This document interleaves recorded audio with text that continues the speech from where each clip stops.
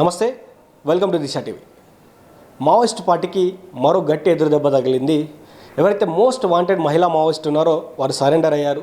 అయితే ఒకసారి మన గతంలో చూసుకున్నట్లయితే వాస్తవానికి మావోయిస్టులందరూ కూడా ఆపరేషన్ కగార్ తర్వాత వరుసగా అందరూ కూడా లొంగిపోతున్నటువంటి పరిస్థితి, అందరూ వచ్చి కూడా వారి యొక్క ఆయుధాలతో లొంగిపోతున్నటువంటి పరిస్థితి, ఒకరి తర్వాత ఒకరు ఇక ఆజ్ఞాతాన్ని వదిలేసి బయటికి వచ్చి జనజీవన సమితిలో కలుస్తున్నటువంటి పరిస్థితి. అయితే ఈరోజు కూడా ఎవరైతే మావోయిస్ట్కి సంబంధించినటువంటి మోస్ట్ వాంటెడ్ మహిళా నాయకురాలు 10 లక్షల రివార్డు కలిగినటువంటి శకుంతల పుష్ప ఈరోజు వారు లొంగిపోవడం జరిగింది.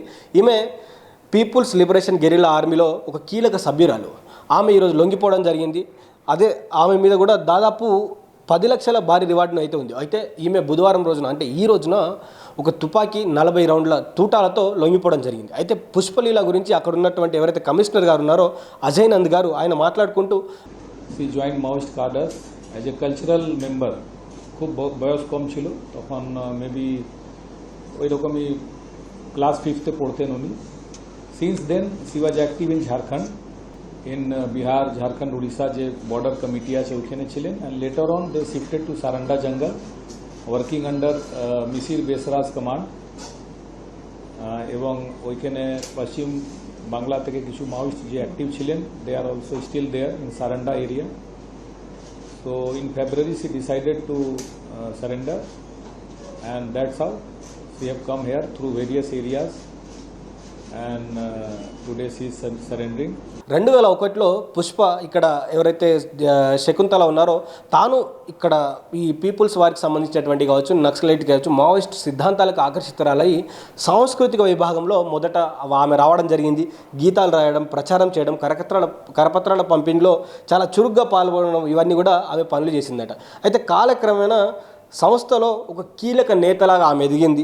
ఆమె ఎదిగిన తర్వాత ఎవరైతే దల్మా జోన్లో కమిటీ సభ్యురాలుగా ఆమె పనిచేశారని, బీహార్, జార్ఖండ్, ఒడిశా ఈ సరిహద్దు ప్రాంతాల్లో పలు భారీ హింసాత్మక ఘటనలకు ఈమె కీలక పాత్ర పోషించినట్లు ఆమె గురించి ఎవరైతే అజయ్ ఆనంద్ గారు ఉన్నారో ఆయన వెల్లడించడం జరిగింది.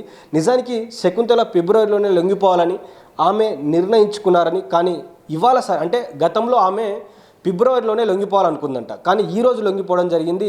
అయితే శకుంతల కూడా చాలా షాకింగ్ కామెంట్స్ చేయడం జరిగింది. ఎవరైతే శకుంతల పుష్ప గారు ఉన్నారో మోస్ట్ వాంటెడ్ మహిళా మావోయిస్ట్, తాను చాలా షాకింగ్ కామెంట్స్ చేసింది. తను మాట్లాడుకుంటూ ఏమైందంటే, అడవుల్లో ఉండి ఇంకా సాయుధ పోరాటాన్ని నమ్ముకున్న తోటి మావోయిస్ట్ సభ్యులు ఎవరైతే ఉన్నారో వారికి ఆమె ఒక మంచి సూచన ఇవ్వడం జరిగింది.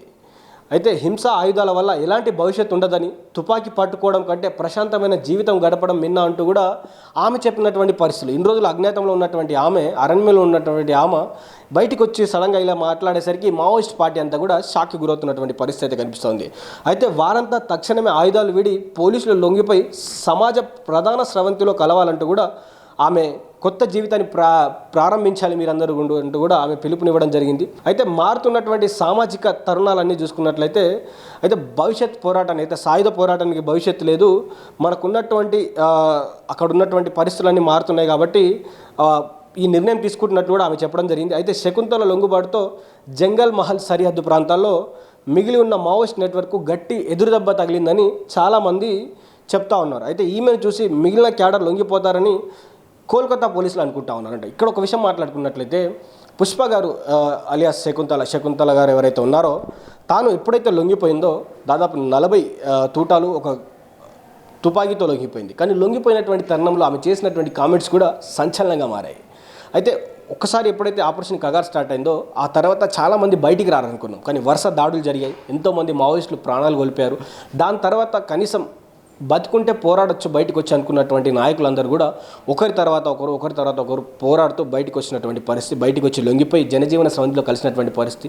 నిన్న మొన్న మనం చూసుకున్నట్లయితే దేవ్జీ లాంటి వాళ్ళు 10th ఎగ్జామ్స్ కావచ్చు, ఇంటర్ ఎగ్జామ్స్ కావచ్చు, ఇవన్నీ రాస్తూ కూడా నేను బయటకు వచ్చి నా చదువు ఏదైతే ఇన్కంప్లీట్గా మిగిలిపోయినటువంటి ఏదైతే ఇంటర్ చదువును మళ్ళీ కంప్లీట్ చేస్తానంటూ కూడా ఆయన వచ్చి చదివి కంప్లీట్ చేసి ఆయన లా చేసి మళ్ళీ ప్రజల కోసం ఈ విధంగా పోరాడతానంటూ కూడా ఒక దిక్సూచన ఇవ్వడం జరిగింది, ఒక మార్గదర్శకాన్ని ఇవ్వడం జరిగింది.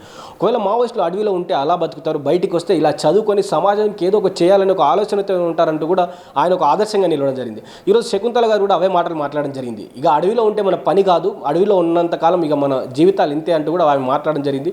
సో అడవిలో ఉండడం కంటే బయటకు వచ్చి పోరాటం మేలు, బయటకు వచ్చి జనజీవన స్రవంతిలో కలిసి ప్రజల కోసం పోరాటం చేయడం మేలు. ఈ సాయుధ పోరాటాలు ఇంతకుముందు పనికొచ్చాయి కానీ ఇప్పుడు అలా లేవు. కాబట్టి మిగతా మావోయిస్టులు ఇంకా ఎవరైతే అడవుల్లో ఉన్నారో ఆ మావోయిస్టులు అందరూ కూడా బయటికి రావాలి, ఆయుధాన్ని వీడి జనజీవన స్రవంతిలోకి రావాలంటూ కూడా చెప్పడం జరిగింది. అయితే వాస్తవానికి ఇక్కడ ఎవరైతే అజయ్ ఆనంద్ గారు ఉన్నారో కమిషనర్ గారు, పోలీస్ కమిషనర్ గారు, ఆయన మాట్లాడుతున్నటువంటి కొన్ని మాటలు చూసుకున్నట్లయితే ఎప్పుడైతే శకుంతల గారు ఫిబ్రవరిలోనే లొంగిపోవాలి కానీ కొన్ని కారణాల వల్ల ఆమె నిశ్చయించుకోవడం వల్ల, కొన్ని కారణాల వల్ల టీంకి ఇచ్చినటువంటి కమిట్మెంట్ కావచ్చు, లేకపోతే అక్కడ ఉన్నటువంటి అంతర్గత కలహాలు కావచ్చు, దానివల్ల ఆమె ఆగిపోవడం జరిగింది. సో ఇప్పుడు ఈ రోజు లొంగిపోవడం జరిగిందంటూ కూడా ఆయన చెప్పడం జరిగింది. సో ప్రస్తుతానికి శకుంతల గారు చేసినటువంటి కామెంట్స్ కావచ్చు, మిగతా ఎక్కడైతే జంగల్ మహల్లో ఉన్నటువంటి వారెవరైతే ఉన్నారో వారందరూ కూడా భయపడతా ఉన్నారు. వారందరూ కూడా మరి మిగతా క్యాడర్కి ఇబ్బంది కలిగేటువంటి అవకాశం ఉంది, కోల్కతా సరిహద్దు ప్రాంతాలు కొద్దిగా ఇబ్బంది పడేటువంటి అవకాశం ఉందంటూ కూడా వాళ్ళందరూ బాధపడతా ఉన్నారు.